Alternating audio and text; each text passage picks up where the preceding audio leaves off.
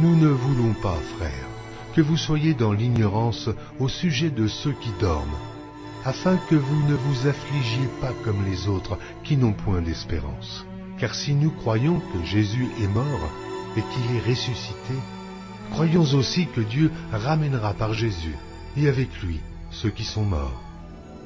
Voici en effet ce que nous vous déclarons d'après la parole du Seigneur. Nous les vivants, restés pour l'avènement du Seigneur, nous ne devancerons pas ceux qui sont morts. Car le Seigneur lui-même, à un signal donné, à la voix d'un archange et au son de la trompette de Dieu, descendra du ciel, et les morts en Christ ressusciteront premièrement. Ensuite, nous les vivants qui serons restés, nous serons tous ensemble enlevés avec eux sur des nuées à la rencontre du Seigneur dans les airs, et ainsi nous serons toujours avec le Seigneur. Consolez-vous donc les uns les autres par ces paroles. Bonjour et bienvenue sur notre chaîne. Nous l'avons créée afin de partager ce que le Seigneur nous a donné. Cette chaîne a pour but de dévoiler de nombreux mystères prophétiques concernant la fin annoncée dans la Bible. En effet, la Bible dit dans le livre de Daniel qu'à la fin, la connaissance augmentera. Certaines choses devaient être scellées jusqu'au temps de la fin et elles sont maintenant révélées pour notre génération. Nous commencerons dans cette vidéo avec le moment de l'enlèvement. Tout ce qui est exposé dans celle-ci et les vidéos suivantes est le fruit que le Seigneur a donné à un frère, ma femme et moi. Nous espérons que vous serez richement bénis, que votre foi, votre amour, votre consécration et votre zèle pour le Seigneur sera croissant à l'écoute de ces vidéos. Avant de commencer, il convient de préciser quelque chose vis-à-vis des paroles de Jésus dans Matthieu chapitre 24, verset 36. Quant au jour et à l'heure où cela se produira, personne ne les connaît, ni les anges du ciel, ni même le Fils, personne sauf le Père et lui seul. Cette phrase de Jésus, qui a fait dire à de nombreux croyants, à ceux qui cherchent à connaître le moment de l'enlèvement, est une phrase qu'il faut comprendre dans son contexte. Premièrement, Jésus est très précis, car il ne mentionne qu'un jour et une heure, sans parler ni d'année, ni même de mois. Deuxièmement, cette phrase était connue à l'époque, car elle se rapporte à la fête des trompettes, dite Rosh Hashanah en hébreu, qui est une fête qui clôture l'année religieuse et ouvre sur la nouvelle année. Cette fête annonce le jugement. Et cette fête était toujours fêtée fin septembre, début octobre.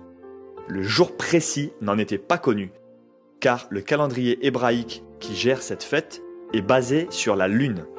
Et il fallait pour cela qu'au minimum 2 témoins, parfois plus, observent le ciel jusqu'à l'apparition du nouveau croissant de lune. Et lorsque ce dernier apparaissait, ces 2 guetteurs ou plus annonçaient que la lune était apparue et on pouvait sonner du chauffard, du cor ou de la trompette en français. Cette sonnerie de trompette annonçait un jour de jugement. C'est pourquoi le deuxième nom de Rosh Hashanah est Yom Hadin, le jour du jugement, ce qui est confirmé par le livre de Joël au chapitre 2, versets 1 à 2. Sonnez du cor dans les murs de Sion, donnez l'alarme sur ma sainte montagne, tremblez vous tous habitants du pays, car il arrive le jour de l'Éternel, il est tout proche. C'est un jour de ténèbres, un jour d'obscurité, c'est un jour de nuages et de nuées épaisses. Nous voyons donc que c'est un jour extrêmement important. Tous ceux qui seront enlevés comme pour ceux qui resteront. Et le Seigneur ne nous a pas recommandé de l'ignorer. Et à ce titre, c'est la raison pour laquelle ceux qui ont soif de connaître Jésus cherchent à le rencontrer et cherchent le moment de sa venue. Comme nous l'avons vu, les paroles de Jésus sont très précises. Elles ne mentionnent que le jour et l'heure, mais souvenez-vous, la fête des trompettes, son moment était connu. Nous allons commencer à regarder, dans la parole, les premières indications prophétiques, les plus générales. Premièrement, dans Matthieu chapitre 24, au verset 32 à 34. Jésus nous dit ceci, que l'exemple du figuier vous serve d'enseignement. Quand ses rameaux deviennent tendres et que ses feuilles poussent, vous savez que l'été est proche. De même, quand vous verrez tous ces événements, sachez que le Fils de l'homme est proche, comme aux portes de la ville. Vraiment, je vous assure que cette génération-ci ne passera pas jusqu'à ce que tout cela vienne à se réaliser. Jésus nous demande de remarquer 2 choses. Premièrement, le figuier qui reverdit, qui est dans la Bible, avec la vigne, une image d'Israël. Et deuxièmement, que la génération qui verra le figuier reverdir, c'est-à-dire qui verra la renaissance, la recréation de l'État d'Israël, ne passera pas, c'est-à-dire ne mourra pas, que tout ne soit terminé. Or, quelle est la durée d'une génération selon la Bible? Le psaume 90 au verset 10 nous donne la durée. Le temps de notre vie, c'est 70 ans, au mieux 80 ans pour les plus vigoureux, et leur agitation n'est que peine et misère. Car le temps passe vite et nous nous envolons. Deux choses sont à noter dans ce passage. La première, c'est qu'il y a une limite haute, qui n'est certes pas un ultimatum, puisque nous savons tous que tout le monde ne meurt pas à 80 ans pile, mais qui est une durée générale et qui nous montre déjà que le temps dans lequel nous vivons est la patience de Dieu. En effet, Israël a été recréé en 1948, c'est-à-dire 74 ans jusqu'à notre année 2022. Il faut garder à l'esprit qu'il y a toujours une période de tribulation de 7 ans qui suit l'enlèvement. Ensuite, la deuxième chose dans le psaume 90, c'est qu'il est écrit « Le temps passe vite et nous nous envolons ». Même si nous pensons à la mort, le texte dit « Nous nous envolons ». Ce qui fait référence à l'enlèvement. C'est pourquoi la génération mentionnée dans ce texte est aussi la dernière. C'est la génération dont parle Jésus, qui doit voir le figuier reverdir et qui ne mourra pas avant d'avoir vu la fin. Un autre texte prophétique se trouve dans Luc chapitre 13 au verset 32. Mais Jésus leur répondit, « Allez dire de ma part à ce renard, aujourd'hui je chasse des démons et je guéris les malades, demain je ferai de même et après-demain j'aurai achevé ma tâche. » Les 2 jours dont parle Jésus, aujourd'hui et demain, sont 2 jours prophétiques où il va exercer son ministère. Ce sont 2 jours de 1000 ans. Comment le savons-nous? Dans 2 Pierre 3,8. Mais il y a un fait que vous ne devez pas oublier, mes chers amis, c'est que pour le Seigneur, un jour est comme 1000 ans et 1000 ans sont comme un jour. Donc nous voyons que le premier jour représente 1000 ans, aujourd'hui. Le deuxième jour, demain, représente encore 1000 ans, c'est-à-dire 2000 ans. Et Jésus dit, le troisième jour, j'aurai achevé ma tâche. Le troisième jour représente ici le millénium, c'est-à-dire le règne de Christ. Un autre texte nous donne encore une indication. Les psaumes, au chapitre 90 et au verset 4, nous donnent également la même indication. Car 1000 ans à tes yeux sont comme le jour d'hier qui est déjà passé, comme une seule veille au milieu de la nuit. Pour confirmer ces choses, nous avons encore un texte prophétique dans Luc chapitre 10 verset 35. Le lendemain, il sortit 2 pièces d'argent, les remit à l'aubergiste et lui dit « Prends soin de cet homme et tout ce que tu auras dépensé en plus. Je te le rembourserai moi-même quand je repasserai. » C'est l'histoire du bon samaritain qui nous est racontée ici. Et l'homme qui a aidé celui qui était à terre, blessé, et qui l'a amené dans cette auberge, donne 2 pièces d'argent à l'aubergiste. Chaque pièce d'argent représente 1000 ans, c'est-à-dire 2000 ans pendant lesquels Jésus va guérir les cœurs blessés, chasser les démons, guérir les malades et exercer son ministère, à travers l'Église bien entendu. Ces indications que nous venons de voir nous montrent qu'il allait y avoir une durée de 2000 ans et une génération finale n'aurait pas le temps de mourir, qu'elle verrait la fin. Cette génération est déjà bien avancée comme nous l'avons vu, et si d'ailleurs nous rajoutons 7 ans aux 74 ans dits précédemment, nous arrivons à 81 ans. Mais le plus important est la prophétie que nous allons énoncer maintenant, qui se trouve dans le livre de Josué, au chapitre 3, versets 1 à 4. Il faut le lire dans la version Louis II ou Osterwald. Les versions plus modernes ont voulu convertir les mesures données dans ce texte et par là même font perdre le sens prophétique du texte. Josué s'étant levé de bon matin, partit de Sittim avec tous les enfants d'Israël. Ils arrivèrent au Jourdain et là, ils passèrent la nuit avant de le traverser. Au bout de 3 jours, les officiers parcoururent le camp et donnèrent cet ordre au peuple. Lorsque vous verrez l'arche de l'alliance de l'Éternel, votre Dieu, portée par les sacrificateurs, les Lévites, vous partirez du lieu où vous êtes, et vous vous mettrez en marche après elle. Mais il y aura entre vous et elle une distance d'environ 2000 coudées. N'en approchez pas. Elle vous montrera le chemin que vous devez suivre, car vous n'avez point encore passé par ce chemin. Il y a beaucoup de choses prophétiques dans ce texte. Nous voyons qu'il y a une grande distance entre le peuple d'Israël et l'arche de l'Alliance. En effet, 2000 coudées représentent environ 1 kilomètre, ce qui est énorme et ce qui signifie qu'Israël ne devait d'ailleurs pas souvent voir l'arche, visuellement parlant. Mais plus fortement encore, nous voyons que les 2000 coudées qui séparent l'arche de l'Alliance représentent ce qui va se passer plus tard avec Jésus. En effet, il est dit que cette arche montrera le chemin, mais que les Israélites ne sont pas encore passés par ce chemin, c'est-à-dire qu'ils ne le connaissent pas. Là, nous comprenons que l'arche de l'Alliance représente Jésus qui a créé la nouvelle alliance, et le chemin qui n'a pas encore été connu par Israël est aussi Jésus, puisque Jésus a dit « Je suis le chemin, la vérité et la vie » dans Jean chapitre 14 verset 6. Et nous voyons que ce chemin qui n'a pas été connu est le chemin qui a été rejeté, nous dit la Bible, par les Juifs. S'ils ne l'ont pas connu, c'est parce qu'ils l'ont rejeté. Le texte est très précis. Il mentionne 2000 coudées. Et je précise que le mot environ n'existe pas dans l'hébreu. Il a été rajouté dans la traduction. Donc, il n'est pas écrit 1999 coudées, ni 2001 coudées, mais bien 2000.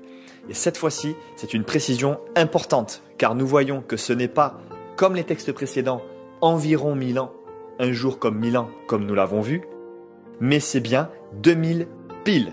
Ce qui signifie qu'entre le moment où Israël refusera son Messie, ne reconnaîtra pas le chemin, et le moment où ils le reconnaîtront, il s'écoulera 2000 ans pile.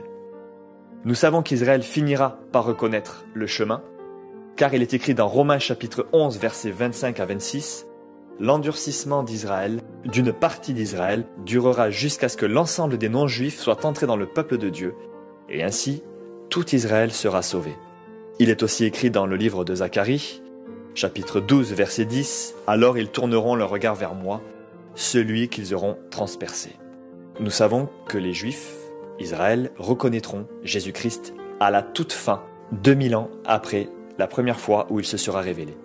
Et ce détail est d'une importance capitale car c'est lui qui va nous permettre de déterminer le moment où Jésus va revenir chercher son Église. En réalité, nous voyons que le temps est déjà tracé. Le temps est défini selon ce que dit la parole. Le Père a fixé des temps de sa propre autorité. Il l'a tout écrit et tout énoncé d'avance. Il devait y avoir 2000 ans qui devaient séparer la première venue de Jésus de la deuxième venue de Jésus. Maintenant, il convient de savoir quand est-ce que Jésus a commencé son ministère, car c'est à ce moment précis que le chemin a commencé à être révélé. En effet, pour que le chemin soit rejeté par les Juifs, il faut à minima qu'il ait été révélé. La réponse se trouve dans l'évangile de Luc au chapitre 3, verset 23. Il est dit « Jésus avait environ 30 ans quand il commença à exercer son ministère. Et c'est à cet âge-là, environ 30 ans, qu'il a commencé à faire ses premiers miracles, à prêcher, et donc à révéler qu'il était le chemin. » Ce qui nous amène à la conclusion suivante.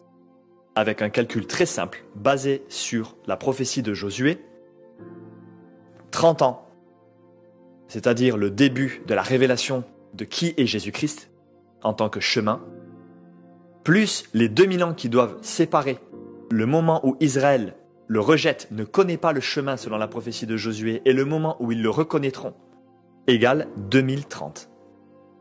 Nous avons donc la date du retour physique de Jésus-Christ, là où Israël appellera son Messie, criera à lui, et là où il reviendra poser ses pieds sur le mont des Oliviers. Mais n'oublions pas qu'il y a 7 ans de tribulation.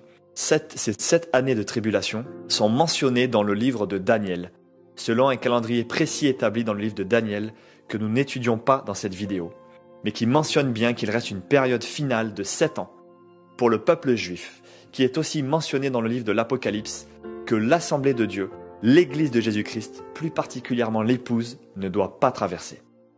Si nous ôtons cette année à 2030, nous obtenons la date 2023. Cette date-là n'est pas le fruit d'un simple calcul. Elle est une conviction que le Seigneur lui-même a confirmée avant même que cette date soit trouvée. En effet, en 2020, nous avons connu une sœur qui nous a raconté le songe qu'elle a eu en 2014. Voici la fin du songe qui nous intéresse.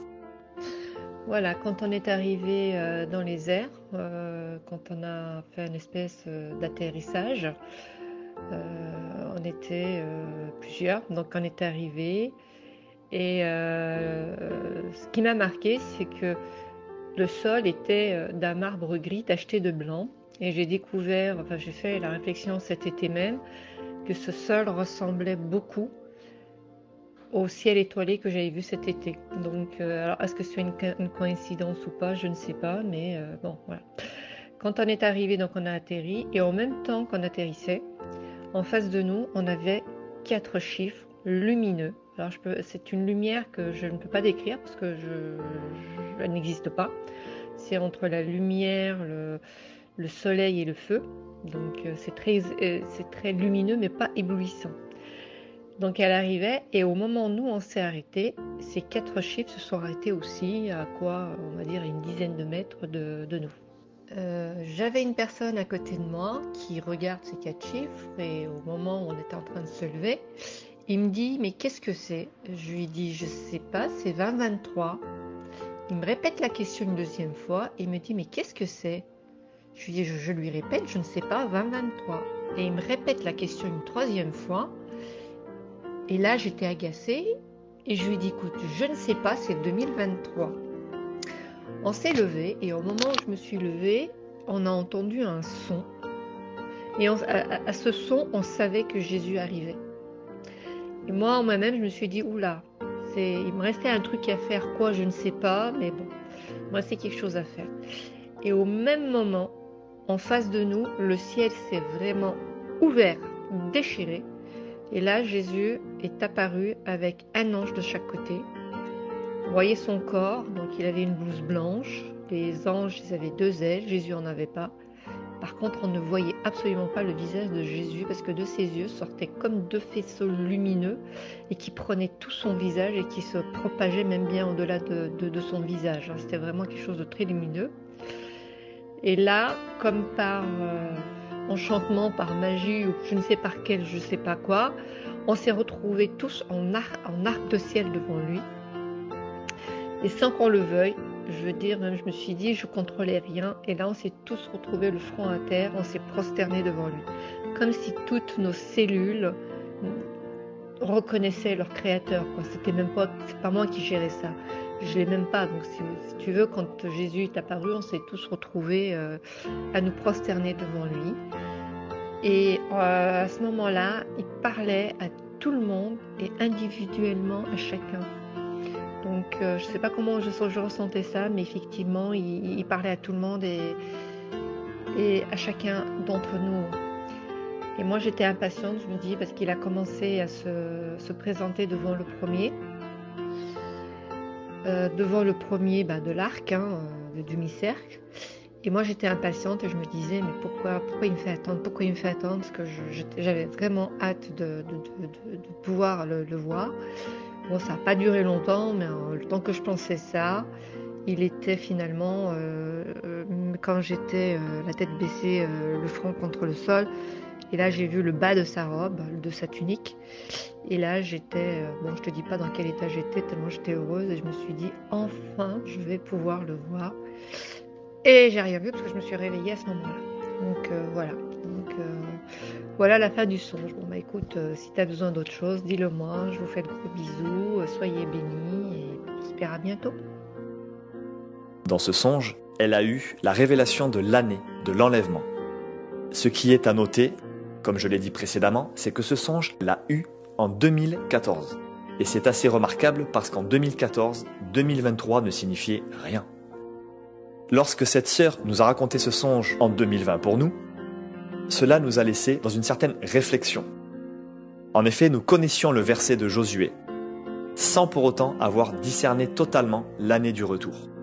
Lorsque nous avons compris ces choses avec l'année du retour de Jésus, le songe de cette sœur était comme une confirmation que le Seigneur nous avait donnée d'avance pour nous indiquer que nous étions sur la bonne voie. C'est pourquoi nous n'avons aujourd'hui pas de doute sur ces choses-là, car le Seigneur nous l'a confirmé avant même que nous puissions l'expliquer par la parole de Dieu. De plus, nous verrons maintenant dans les vidéos suivantes, sans énoncer de date, que l'année 2023 sera vraiment décisive. Merci de nous avoir écoutés. À bientôt pour la prochaine vidéo. Shalom.